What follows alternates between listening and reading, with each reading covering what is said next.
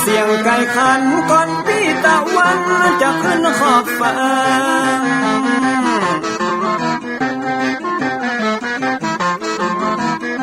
จะหันแสงทองทอแสงเจิดจ้าจัดการล้างหน้าอาบน้ำแต่งตัววันเริ่มต้นใหม่อย่าได้วันกลัวอย่าได้คุณมัวกังบนโศกอน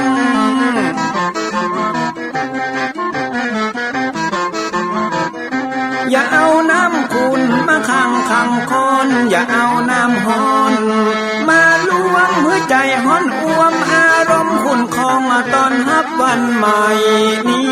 น้องของได้น้อมเอานำทำคำสอนของพระชินวรประเสริฐเลิศล้ำ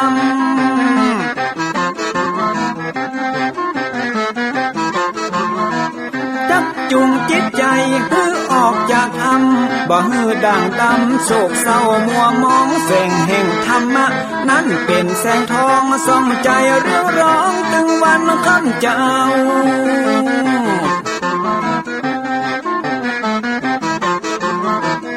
เอาศีลมานำเอาธรรมมาเฝ้าคือจิตใจเฮาจุงเย็นฝ่าฟันทุกเห็นต่อไปหน้าจะบ่ไหววันแต่เนิ่นเชิญพี่น้องมาฟังรายการธรรมะเบิกบานตอน6 โมงเจ้า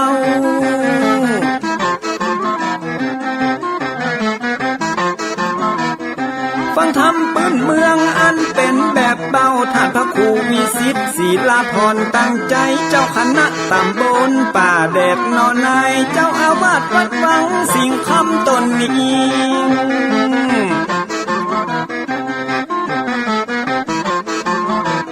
อนุรักษ์ของเก่าล้านนาก่อนกี่เมื่อลูกหลานเฮาตีเกิดมาใจกันรักษาของดีเก่าเกลือได้อยู่กู้ถิ่นล้านนาฟังทำแล้วของแผ่วจิตใจเหมือนป่าอยู่ในนาทีนั้นนาม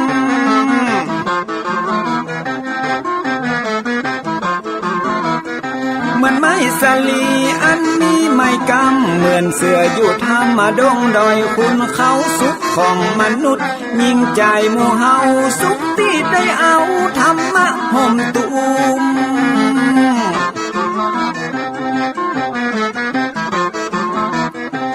ใจคนใดมีธรรมห่อหุ้มใจคนนั้นจุมใจบ้านมันอยู่วิมานเวียงวังจันแก้วบ่มีในเต้าแล้วน้อ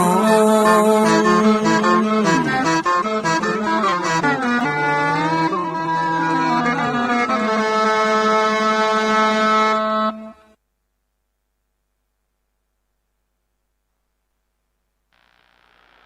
ขอยกมือ10 นิ้วกราบนบนอบน้อมอย่างพระติรัตนะแก้วเจ้าตั้ง3 ประการอันมีพระพุทธเจ้าพระสัทธรรมเจ้าพระสังฆเจ้าอันเป็นสรณะที่เบิ่งที่เคารพนับถืออันสูงสุดในชีวิตกราบคารวะแตบไตรไวสาปุญญาปารมีธรรม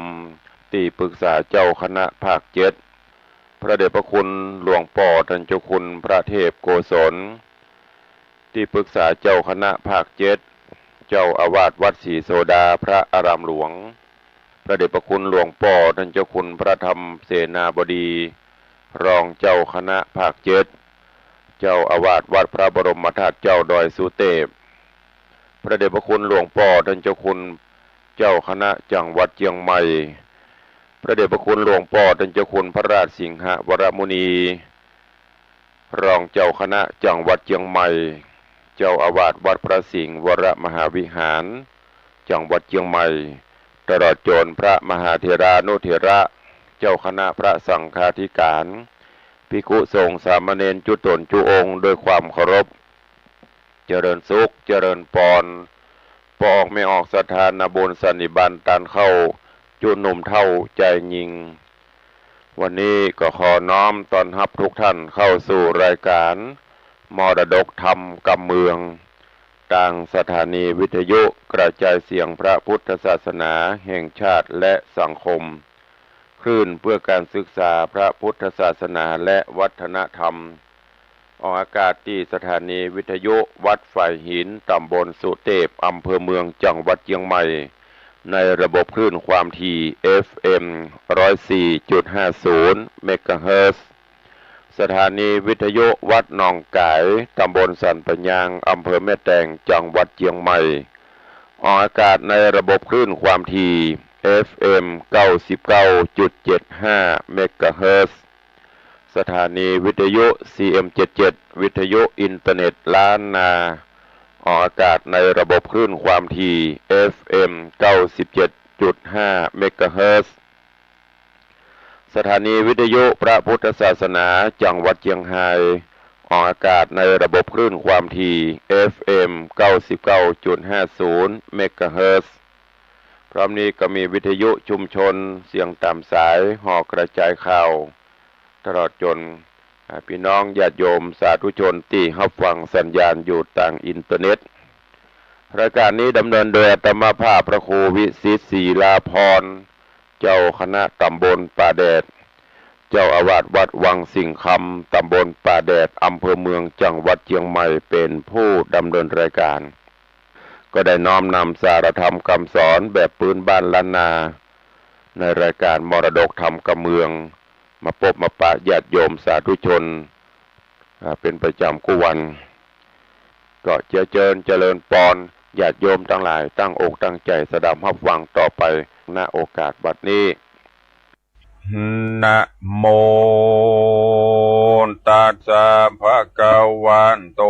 อะระหะโตสัมมาสัมพุทธัสสะทุกขังอริยสัจจังจาติปิทุกขามรณัมปิภูคันติสาทะโวดูราสะปุริสะตั้งหลายตั้งยิ่งใจมวลหมู่อันตั้งนาอยู่ดาฟังพุทธวจนังจงตั้งใจฟังคำสอนเฮือแจ้งเพื่อเฮือเป็นที่สอนใจจงตั้งโสตาในญาวิธีสอดส่องอย่าได้น้าวนองการงานเหมือนดังหาอาหารมาใส่ไว้ในใจตัวเก่าอันอาหารต่างกันนั้นเราก็ได้เสาะมาเมินการจักจำเลินศีลพระเจ้าเวก็มีเวลาแต่เล่าว่าอย่าได้เปล่าเสียสูญการกระทำบุญมันมีเวลาน้อยใจจ่องหอยไปต่างบาปลวงลายกำหนดหมายแจ้งทีอันโลกนี้บ่เป็นสัจจังตามดังพระพุทธังกล่าวไว้ว่าโลกลุ่มไตมีทุกข์นักหนาเป็นทุกข์โดยจะลาเท่าแก่เป็นทุกข์เมื่อพญาติแผ่เบียนตนทุกข์เวียนวนตายตายเกิดบ่เป็นที่ประเสริฐสักประการเจ้ามีแต่พระนิพพานส่องแจ้งตามดังพระแสงเตสนาดังจากกิตนาไปนานี้แหละนาปาหูตุขา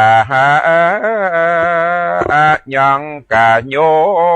อันว่าความทุกข์ตั้งหลายในโลกแสนทุกข์โศกเวทนาก็เพื่อกิเลสตัณหาตัวอวิชชาปาเกิดเป็นที่กำเนิดแก่ทุกข์ตั้งหลายมีมากมายหลายหมู่ตัณหามีอยู่3 ประการ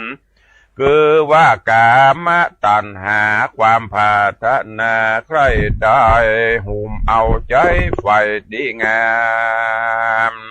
ตัณหาตัวนี้ติดตามบ่หยุดหย่อนบ่หูจักผ่อนวันยามติดโดยรูปนามและปัญจขันธ์ตั้งหาลวดเป็นค่าแห่งตัณหา โถมแน่นหนาโดยกิเลสบ่มีเขตบางเบาเกิดความมัวเมาแสนสัมร้อนรายพร่ำนาตัณหาป้าหือกายลำบากตุกเลี้ยงคอและปากตุกยากเลี้ยงลูกเต่าและเมียตนตุกเวบนเมื่อกันยากันว่าทรัพย์สิ่งของมีมากก็หากมาเป็นตุกได้อยู่รักษาตุกด้วยการงานนาบ่มีวางจ้องก็เพราะตัณหาหนองปาไปอันว่าตุกไปในและไปนอกฮ้อนหายปอกกาญาตุกเมื่อยามจะลาแก่เท่าลูกหน้าอ่างเต้าอิดอ่อนโรยแรงตุกโดยพญาอาจเฟื่อแฝงเมื่อยข้าพญาตบ่ไรมีหลวงลายมารานามปีทุกขังวิญญาณดังทุกเมื่อปัดพระวิญญาณได้ปัดพรากลูกหลานมากตังเข้าของแม่นจักเอาเงินมากองแลกไทยมันก็บ่ได้จักคืนมาก็ย้อนรูปกายญาอยู่บ่ได้ตกต่ำไตอนิจจังและนาภาวะตัณหาตัวทวนสองนี่นาแถมเล่าตุกไม่เอาตุกไม่เอาไปไหนโดยมีใจอะไรติดของในการในภาวะห้องเขตสงสารบ่พันเอานิพพานหวังรอดดับทุกจอดกังวลยังใครตายมาเกิดในเมืองคนลุ่มไตอันเต็มไปโดยความทุกข์ยากไร้บ่เป็นแก่นสารล้างพ้องกะตำบนฮื้อตานยังบนบานหวังรอดจันฟ้ายอดไปบนผาถาดนาเป็นเทวบุตรเทวดาตนวิเศษดาบก็ยังบ่เสียงเขตแห่งตันหาถึงเสียงกำหนดมาเติงควายกับเป็ดใดเกิดมากาเป้ได้มาเป็นคนก็เป็นตุกเมาบนกลับกายตะกับตายกับเกิดลางคาบก็ได้เกิดเป็นสัตตลิฉันมีทุกหาประมาณบ่ได้อยู่ในโลกไตเวโวนฮือพับเอาฮือพันเอาเมืองบนจันฟ้าดาบทุกตอดเกิดเนลาปานเตนาวิภาวะตัณหาทวนสามแถมเราเป็นตัณหาเอามกไม่เป็นที่กะที่ใครเป็นตัวของตัวเก่าบ่ฮือกลับกายใจมุ่งหมา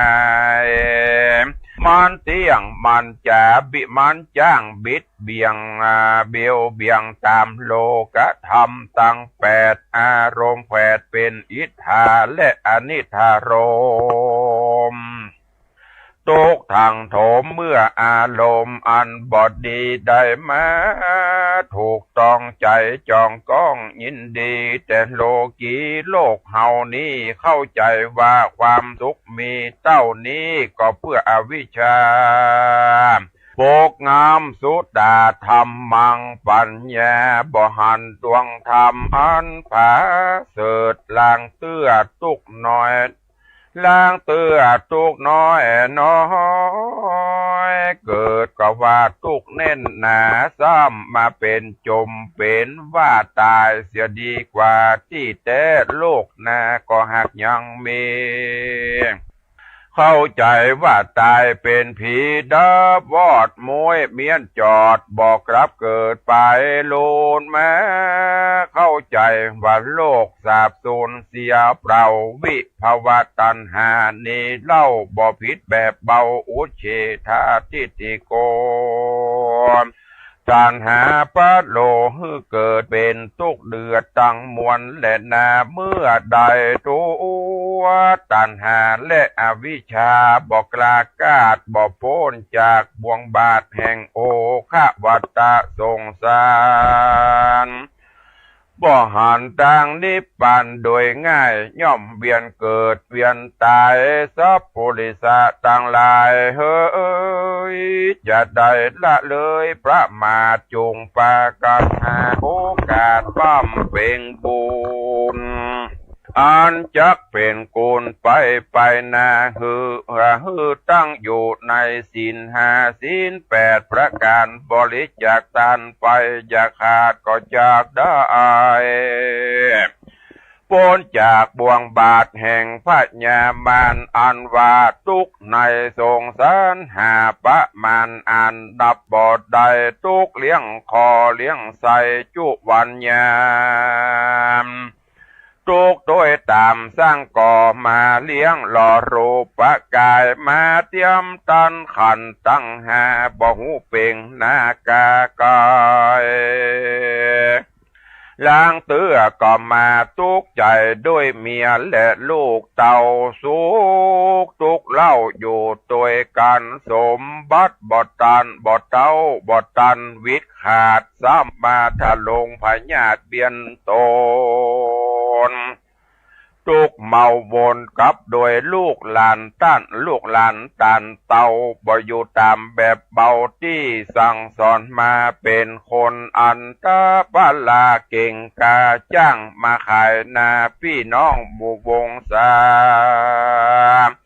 ล้างเตื้อก่อมเป็นทุกขาบาปกรรมมาจองเวนนาวดองเกาะกลุ่มฟุ้งเจ้าจุมพี่น้องบอดตัดลงป้องเติงหา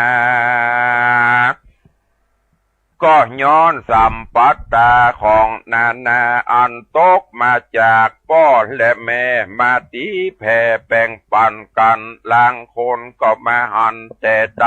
ลางคนก็ช่างใจสืบไปนาน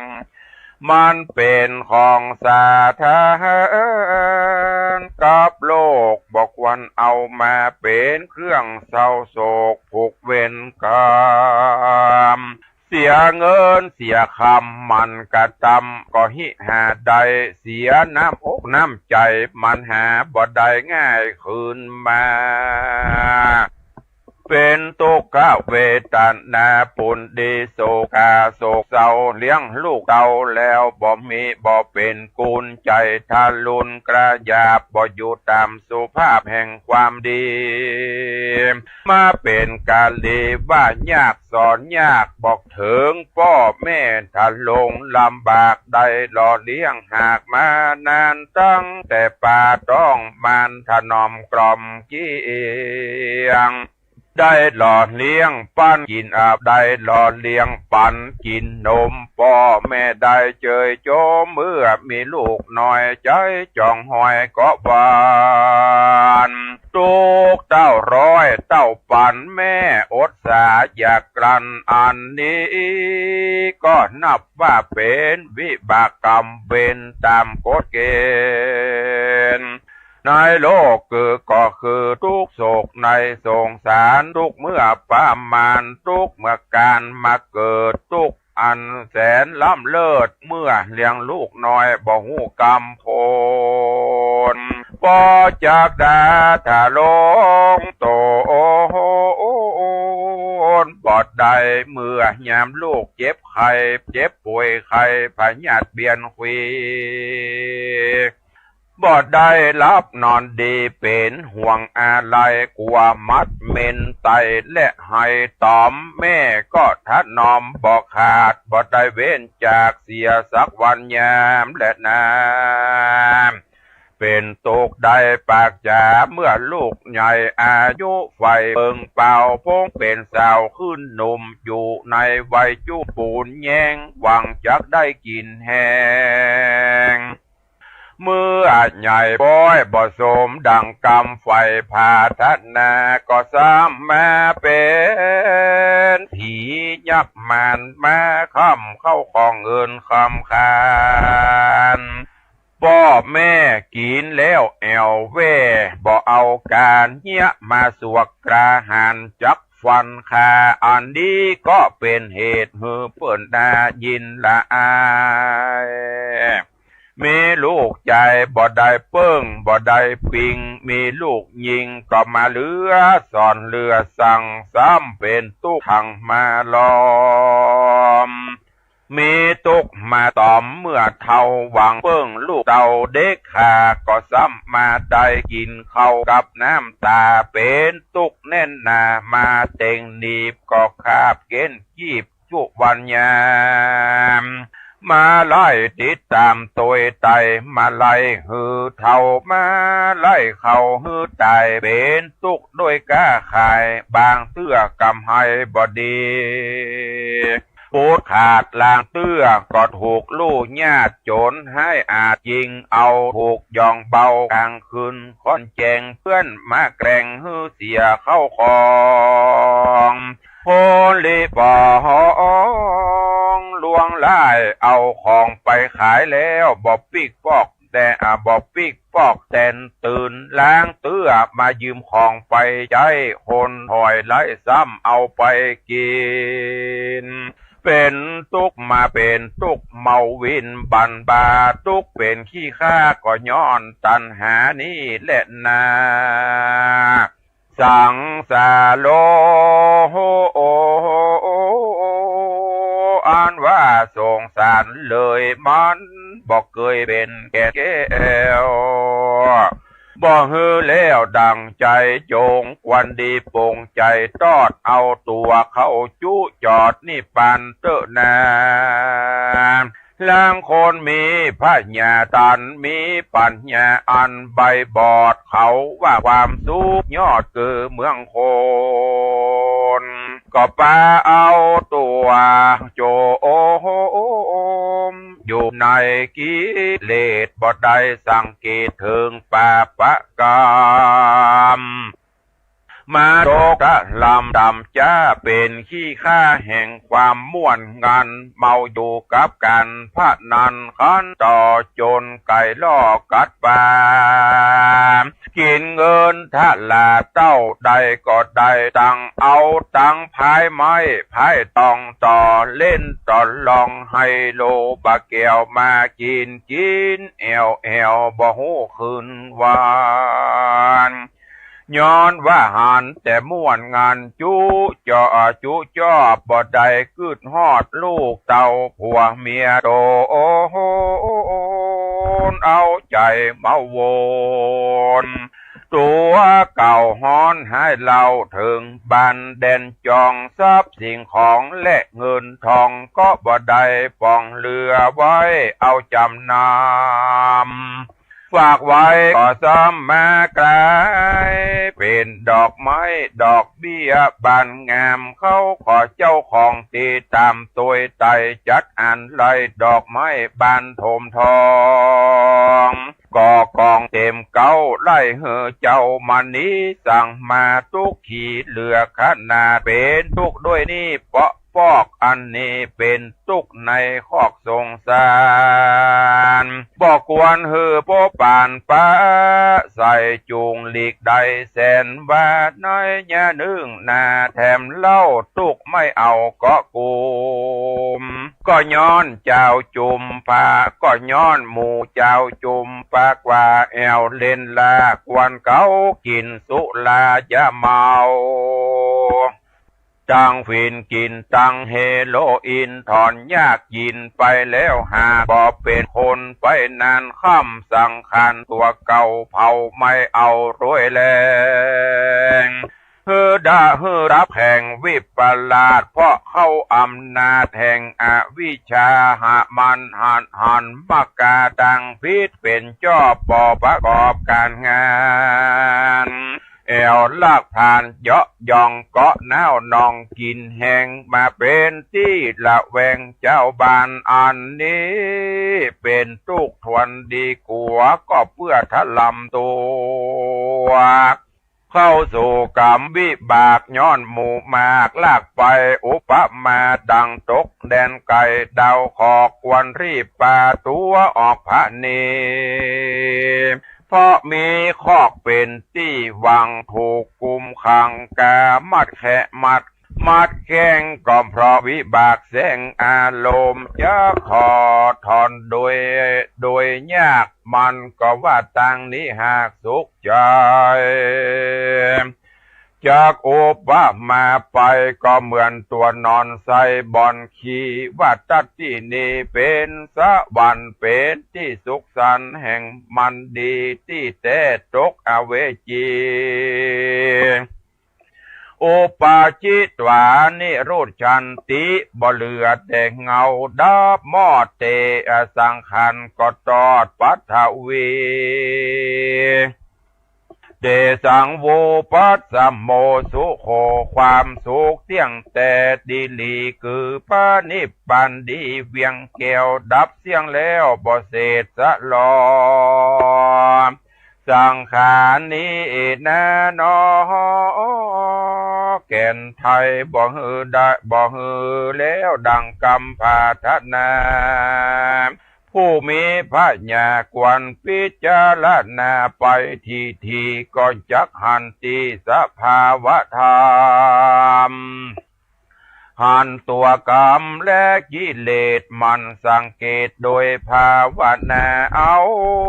กรรมฐานมาเป็นที่จัง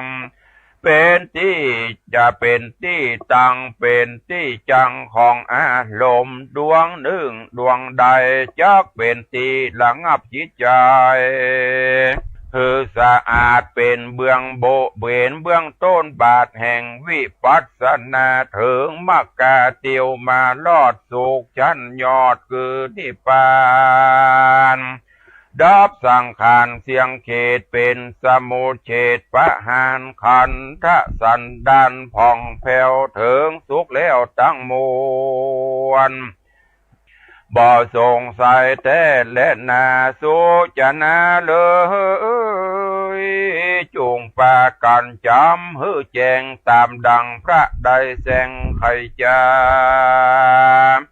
ฮือสะแหวงหาต่างทุกต่างสุขใจเพราะมัจจุราชบ่เว้นใบแก่คนใดบอกว่าลูกเต่าลานไผ่มันจักเอาไปเลี้ยนเกียงเมื่อกำหมดเสียงแห่งไผ่มา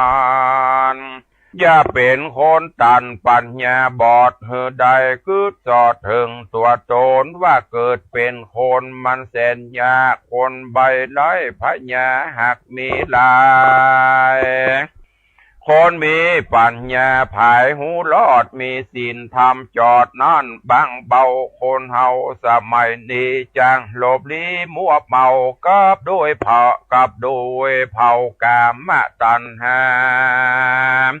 ตกเป็นข้าหูตากามกันของกับของมาใหม่ซื้อมาย่องมาใส่เลือลายตกแต่งกายคาบเน่ามีตังของเก่าและใหม่ปันกันมีตังของเก่าและใหม่ปนกันที่หาเงินคำบ่ดันก็ดีพันหาตังออกกันบ่ได้ตังจุหลอกก็เอาตังลวงของปะตังปวงในโลกไตมีบอดไล่นักหนามีหน้าตาผิดแผกซื้อขายใจแลกตามใจพระรุ่งขัวใบลายหากล้อมมีพร่ำพร้อมลายสีกาละสมัยนี้นากันว่าไปตามมีใจตามมีกวนเฮาป้ากันหนีจากศาสนาพระเจ้าบอดไตเข้าสู่อารามบอดที่ตามคนโบราณก่อนเก่าอันพ่อแม่เกศเท่าสืบสายมาล้างคนไปวัดบาบอดย่างบอกหูว่าจักไปนั่งสันใดก็ย้อนเครื่องนุ่งสมัยปาหืดนั่งบอดใดลวดขาบไว้บ่เป็นเพราะขาเอ็นขาเอวเอ็นมันเคร่งจีบกาบเกณฑ์เพื่อเครื่องยองขัวใบว่าตามสมัยหือแจงบ่ใจแสงไขจา มันมีมาอย่างนี้จงได้ยิ่งได้จี้ฮื้อฟังจงแปกันระวังกิเลสปันแห่มันทอมทาอาพ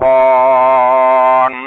ทุกทางทอนบ่เหือดจังปาฮือฮ้อนเดือดตัวโตนเกิดมาเป็นคนล้างจาดเพราะล้างญาติกวนขัดสีฮื้อสะอาดโดยศีลธรรมอย่าเอากิเลสมานำตัวเก่าจักเป็นค่าแห่งอารมณ์ใจเมามนโดยกิเลสจักเป็นเหตุฮือของขายในสงสารสะคอนลางคนหัวปอคอนปอสันเตียวสัดสันโซเซมใจยังบ่เหปิกปอกยังจมอยู่ในคอกสงสารการจำศีลกินตันไว้พระเจ้าทุกคำเจ้าบ่ทำหาเปิ้นจวนไปวัดว่าศาสนาเพื่อไว้สาฟังธรรมพระเจ้าก็ยังว่าบ่ตุนเต้าปล่วยโภกา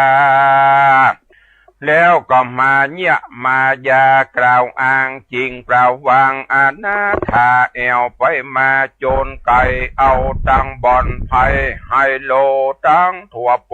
บะเกียวจะเดินอูแอวเลิกงานกินสุราบานต่างเขานี้และเรียกว่าเท่าแก่ได้บ่หูจักละอายหลานและลูกฮือเปิ้นดูถูกดูแควนแม่นว่าฮือเอาแก้วตั้งสามเฮานี้ใบก่อนจังประเสริฐมากหลวงลายตามดังนิยายสอนไว้ว่ายังมียายสองคนเตียวดงโหนกลางป่าดงรีอันมีเสือมีละล่าไปมาส่วนสองใจสองขานอนนาคนหนึ่งถือผีวิสาทแถมคนหนึ่งนั่นนามีปัญญายอดยิ่งได้ถือเอาแก้วมิ่งสามปราการเมื่อกาละเตียวต่างไปนั่นก็เป็นกาละเวลาอันค่ำมืดต่างคนก็ต่างเสาะหาที่นอนแห่งตนส่วนคนผู้ถือผีวิสาทก่อนติวไปหาตนไม้ใหญ่ตามมักไฟแห่งตนแล้วก็เวโวโหนขาบไปขอฮื้อผีอยู่ต้นไม้รักษาส่วนคนที่นับถือศาสนาก็ไปหาอย่างที่นอนอันบอกไกลกันแสวงหาใบไม้มาปูลาดเมื่อจักนอนก็นามัดสการขาบใบก็ถึงกุลพระจันไลสัมปาการว่าอิติปิโสพระกาวาตามคบมาตามคบนบน้อมสวาคาโตสุปฏิปันโดพร้อมจูประการตกกลางคืนมาฮอดอันว่าหมูเสือหมีฝูงหมูป่าก็แอวล่าสะแวงหากินผลจะอาหารก็ไปพบปานใส่คนถือผีอันนอนอยู่ที่เก้าไม้ใหญ่ผีอาศัยอยู่ที่นันหันเสือจักมากาบกันผีตัวนั้นก็ครางผีตัวนั้นก็ครางว่าอย่าเอาไปเข้ามาอาสะไหลฝากตัวไว้กับข้าเสือก็กราดแก้วหนีไปซ้ำมาพบใส่คนถือรัตนาตะไหลสามสิ่งเสือก็เกิดว่าจักกินเป็นอาหารล้อมยิ่งเสือก็เข้าไปใกล้ก็บังเกิดความสงสารลวดยั่งอยู่หันใจห้อนบะวูตั้งตัวมีใจกลัวลำยิ่งก็กลับหลังวิ่งเวโวนไป ไปหาคนที่ถือผีแถมเล่าผีก็ว่าดังเก่าเหมือนลางเสือก็เป๊ปังนี่บอกไกลจริงปิกไว้ไปสู่หายังคนที่ถือรัตนตรัยแถมเล่าเสือเท่าก็มีความสงสารโจรปอเดิกมานานก็อย่าจริงซ้ำไปหายังต้นลูกขาต้นไม้ผีอยู่ปะผียังต้นลูกขาต้นไม้ผีอยู่ก็ไปยุกยูยังใจผู้นอนบ่อาบอนฮอนรีบผีมันก็งีบลับไปเสือบอดใดกันเสือกอดใดกันกาบเอาใจผู้นั้นผีเอาใจผู้ถือผีวิสาดไปกินเสียที่บนดอยลูกใหญ่ผีนั่นตื่นขึ้นมาก็เลยไล่บอดตันเสือก็ลวดกินอิ่มสายก็เพราะใจนั่นบ่นับถือเกี่ยวตังสามไว้ก็ลวดตายไปส่วนใจผู้ถือรัตนตรัยนานก็หลับอยู่ขนคะคูสบายตนก็เพราะกุศลเกี่ยวเจ้าตังสามสิ่งชีวิตจริงสบาย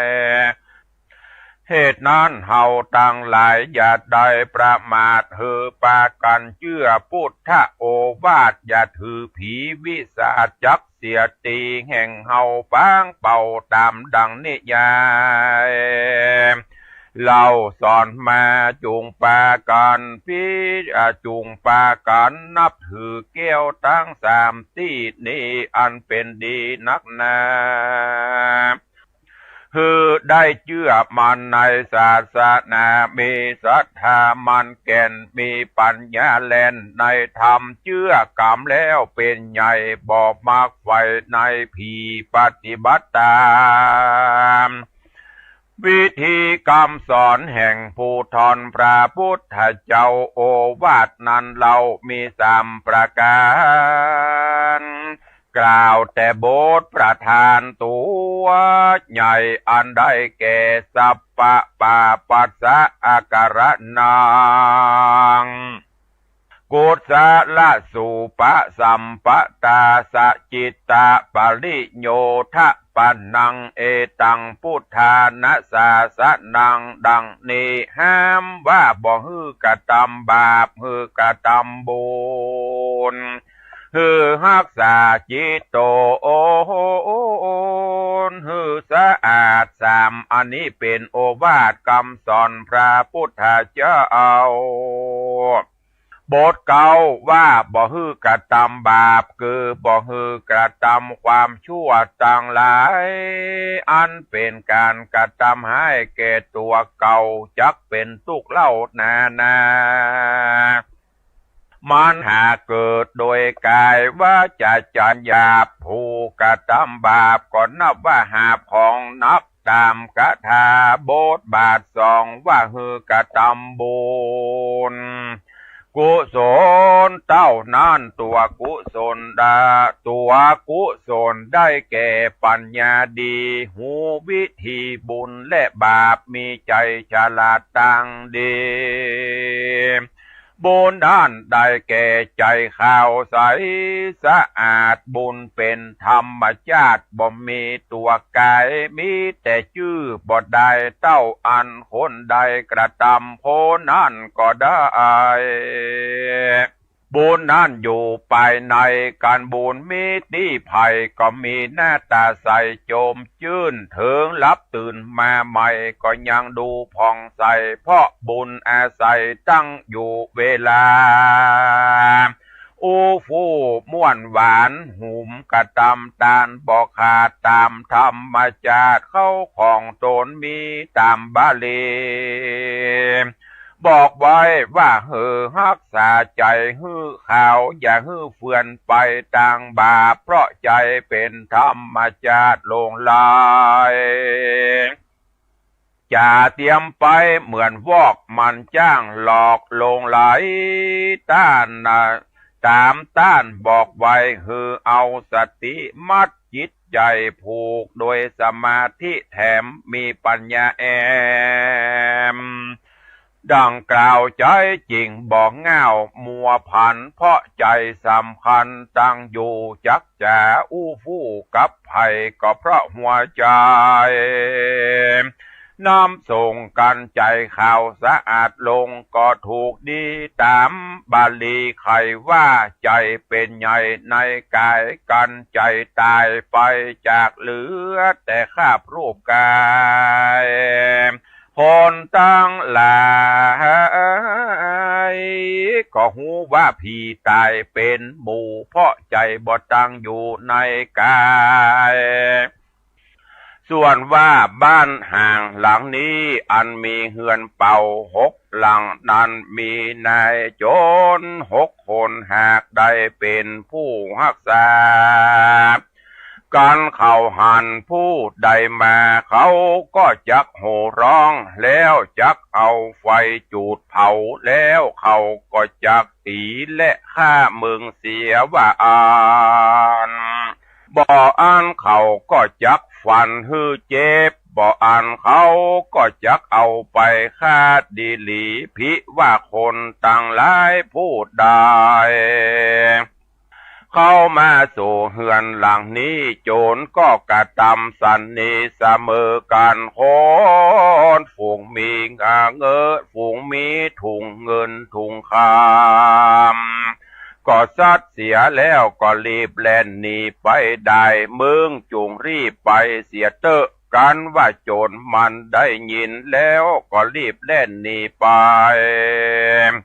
ถึงแม่น้ำใหญ่อันมีกระแสน้ำ4 สายมีเกาะกว้าง3 อันโจรก็ฝ่าหันฝั่งเบื้องหน้าอันเป็นคืออันประกอบโดยเครื่องประดับอันแล้วโดยคำจูประการก็เป็นต้นว่าเกิบตินคำ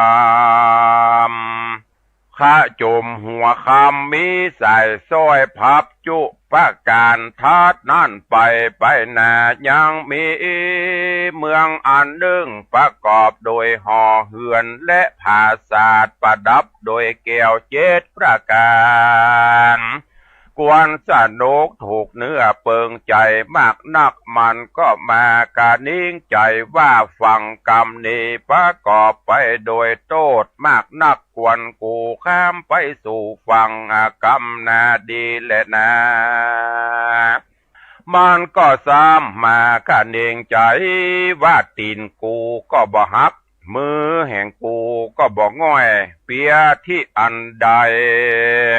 ก็บ่มีแก่กูจะก้อยไหว้ข้ามฮื้อลอดแต่ดีหลีแล้วมันก็คงควายหาไม้สร้าง8 เล่มแล้วนำมา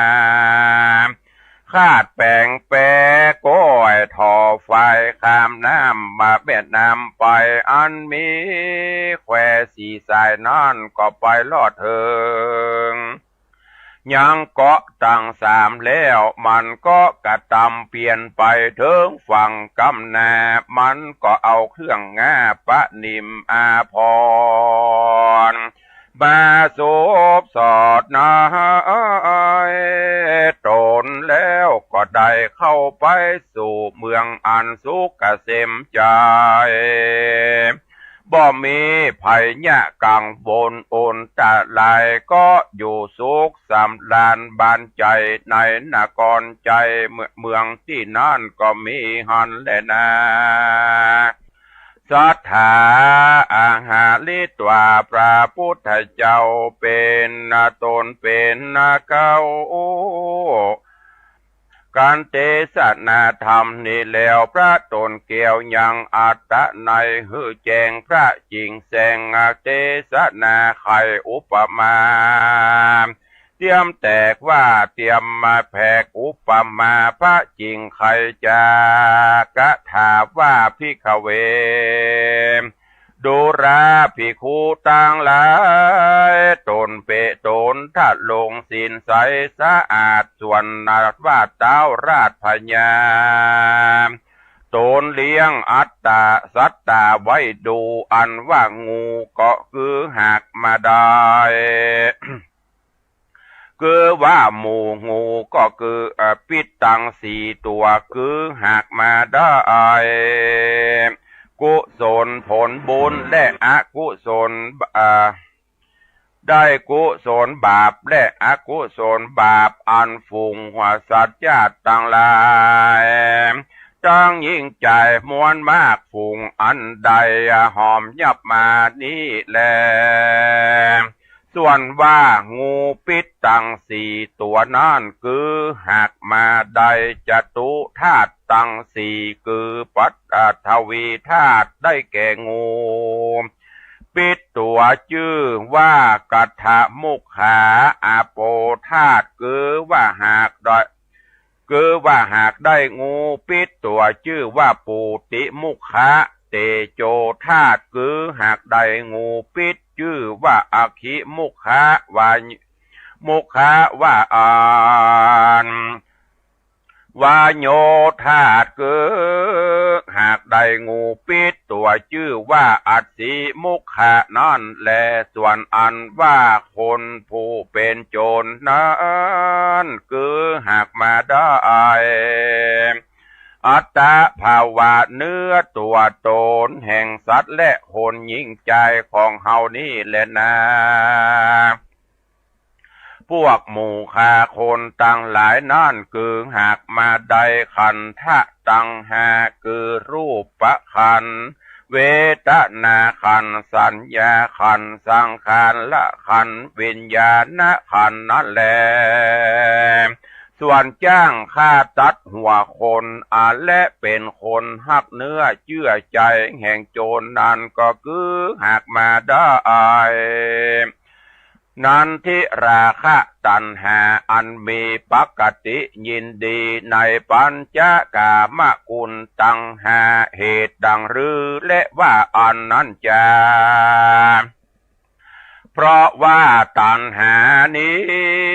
เป็นดังจ้างตัดหัวคนเพื่ออันแลอันว่านายโจร6 คนนั่นคือเพียบมาได้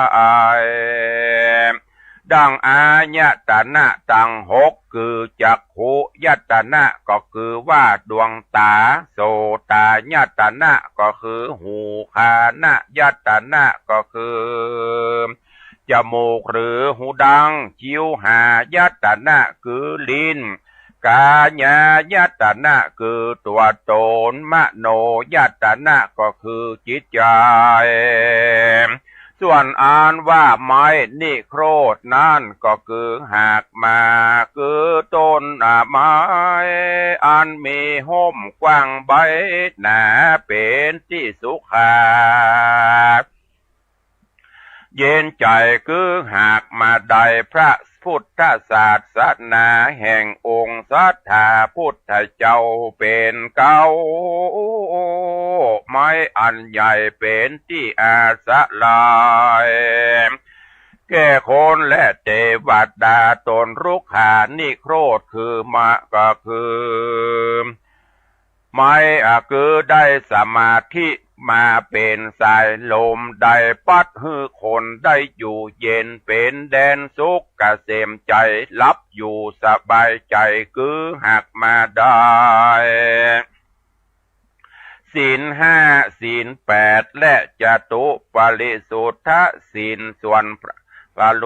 ปาจตุปาริสุทธศีลและนาส่วนพรามนามปัลโลหิตาโจรโหดลองแล่นเข้ามานั่นคือหากมาได้คือว่าใดผู้หญิงแลป้อใจอันเล็งดูอันเล็งแลดูกันสนุกม่วนงานย่อย้ายกันไปมาโดยปุริสมายาและอิทธิมายานั้นแต่อันว่าโจโหนผู้ถือเอาอย่างไม้ใต้ไฟ มาเจาะเผ่านานคือหากมาได้ลาคักขิเกิดมาเป็นไฟคือเกิดเป็นไฟราคะตัณหาและอันมีกติยินดีซึ่งกันไปมาฮักไม่เอาอัตตาตนแห่งสัตว์และคนตั้งหลายโดยกำลังนันทิราคะส่วนหานันเราส่วนว่านายโจรขาฮือตายนั่นคือหากมาได้คนยิงใจอันใดเสพกาเมสุมิจฉาจารกับด้วยผัวและเมียแห่งต้านกันตายไปก็ตกนรกนั่นแลอันว่านายโจรฝันฮือเจ็บบาดบ่ตันนาบ่ได้ตันค่าฮือตายนั่นคือหากมาได้พิคุตนใดล่วงสิกขาบทได้เถิงอาบัตสังฆาทิเศษเป็นดังคฤหัสถ์เต้าบ่ได้สู่มักกันเต้าได้กอดกลุ่มกันนั่นแลอ่านว่าโจรอันเข้ากลุ่มผูกมัดเอาไปฆ่าฮือตายนั่นคือว่าได้แก่แม่หญิงพ่อใจอันเคยได้อยู่ห่วมกันแล้วได้เป็นข้าแก่นันทิราคะตัณหามีอันตาอันกติยินดีซึ่งกันใจกันไปมาโดยป่าปะธรรมหือเป็นนั่นแลส่วนว่าพรามนาปโลหิตได้กล่าวว่าโจรไล่ฆ่าถอดธงคำเสียนา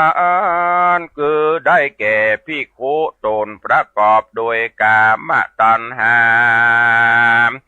บ่บันเตาเอาเสียใดแล้วสิกออกมานั่นแลส่วนว่าฮือละธงเงินเสียนั้นคือว่าได้สามเณรละสิกขาออกจากศาสนานั่นแลก็ฮือละธงเบี้ยเสียนั่นคือได้คฤหัสถ์ผู้มีศีลห้าศีลแปดแล้วปฏิบัติผิดนายศีลนั่นแหละเมื่อป่อใจลุกและแล่นไปถึงฝั่งแม่น้ำนั่นคือได้แก่ภาวะสงสารนี่แหละเมื่อป่อใจข้านิ่งว่ากูอยู่ในฝั่งกรรมนี้ประกอบไปโดยโทษมากนักกูก็ใคร่พ้นไปสู่ฝั่งกรรมนะคือได้แก่พญาชื่อมนจิตตุกามตากามตะญาณเกิดมักว่าพญาอ่อนเลิศนั้นใครพ้นจากวัฏฏะทุกเกิดมีหันและนาเมื่อป่อใจที่ว่าตีนกูบ่หักมือกูก็บ่กุดเปียที่อันใดก็บ่เกิดมีแก่กูว่าอ่านที่นั่นตีนนั่นก็คือได้แก่ศีลมือนั่นได้แก่สมาธิเปียที่บอกเข้าบอกเกิดนั่นคือได้แก่วิริยะความเพียรนั่นไม้สร้างแปดลำนั้นได้แก่อัตถังคิกะมักแปดเสนมีสัมมาทิฏฐิเป็นตนนั่นแลกระแสน้ำแม่น้ำสี่แง่นั่นได้แก่โอคะตั้งสี่คือกามโอคะพะโวคะทิโถคะอวิโชคะนั่นแลก็สามอันนอนานก็คือว่าได้โสตาปฏิมัคคะภะละสกิตาคามัคคะภะละอนาคามีมัคคะภะละนั่นแลฟังกรรมหน้าคือได้อละหันตามรรคผลเครื่องประดับทิพย์คือหากได้อภิญญาตั้งหกนั่นแลเมือง ใหญ่อันเป็นที่สุขเกษมใจคือหากใดอมตะมหาเดลปานจะเอาอันมีสุขเกษมนั้นเล่ามากนักโพ้นจากจาติจลาเปียที่มรณะบ่หูเท่าบ่หูตายหายห่างจากทุกตังมวลอยู่เป็นสุขเย็นนักนั่นแลในเมื่อแล้วธรรมเทศนาแห่งพระพุทธเจ้าอันประกอบไปโดยสัจธรรมตั้งสี่ประการและปริษัทสี่จำพวกก็ได้ถึงธรรมวิเศษมีพระเพศปโสตาปฏิภละตามบุญสมปานแห่งตนก็มีวันนั้นแล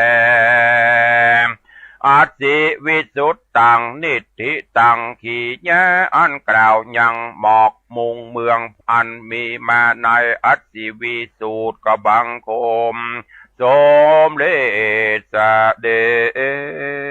ชกับญาติโยมท่านสาธุชนทั้งหลายวันนี้ขอความสุขสวัสดีจงบังเกิดมีกับญาติโยมศรัทธาทุกท่านอยู่เย็นเป็นสุขจุ่มเนื้อเย็นใจขอให้มีสุขภาพพระนามัยสมบูรณ์แข็งแรงเหมือนกันจุตนจุองค์จุผู้จุคนจัตตาโลธรรมาวัฏันติอายุวันโนสุขังปะลัง